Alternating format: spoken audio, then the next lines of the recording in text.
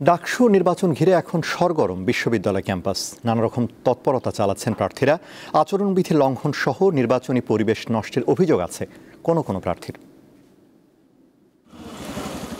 দীর্ঘ ৬ বছর পর আবার হতে যাচ্ছে ঢাকা বিশ্ববিদ্যালয় কেন্দ্রীয় ছাত্র সংসদ ডাকসু নির্বাচন। এটি ঘিরে পুরো ক্যাম্পাসে এখন উৎসব মুখর পরিবেশ।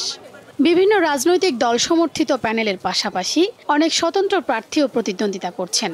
প্রত্যেকেরই প্রতিশ্রুতি শিক্ষার্থীদের নিরাপদ আবাসন ও সন্ত্রাসমুক্ত ক্যাম্পাস নিশ্চিত করা। কৃত্রিম সিট সংকট টিকিয়ে রাখার মাধ্যমে কোনোভাবেই ক্যাম্পাসের সন্ত্রাসী রাজনীতি ফিরিয়ে আনা চলবে না। এর বিরুদ্ধেই আমরা লড়াইটা করব। নারীর উপর হোক কিংবা যে কোনো রাজনৈতিক আদর্শের জন্য হোক, সহিংসতা যেন না হয় কারো উপরে।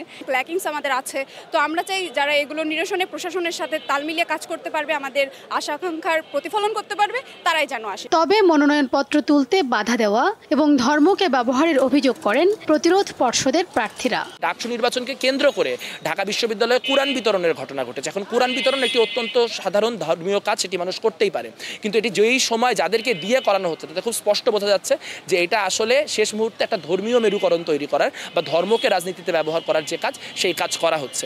একই সঙ্গে আমরা দেখতে পেয়েছি ছাত্র শিবিরের একজন ক্যান্ডিডেট, যিনি কিনা অতীতে আমাদের যে বীরশ্রেষ্ঠ মতিউর রহমান, সেই বীরশ্রেষ্ঠ মতিউর রহমানকে প্লেন হাইজ্যাকার হিসেবে অভিহিত করেছেন, তার প্রার্থিতাও বাতিল হয়নি। এবং ছাত্রলীগের যে বিভিন্ন ফৌজদারি অপরাধের সাথে সম্পৃক্ত লোকজন, যেমন জুলিয়াস সিজার তালুকদার, তাদের প্রার্থিতাও বাতিল হয়নি। একদিকে গণহত্যাকারী যেই শক্তিগুলি রয়েছে, সেই গণহত্যাকারীদের শক্তিগুলিকে পুনর্বাসিত করার রাজনীতি পুরোদমে চলছে।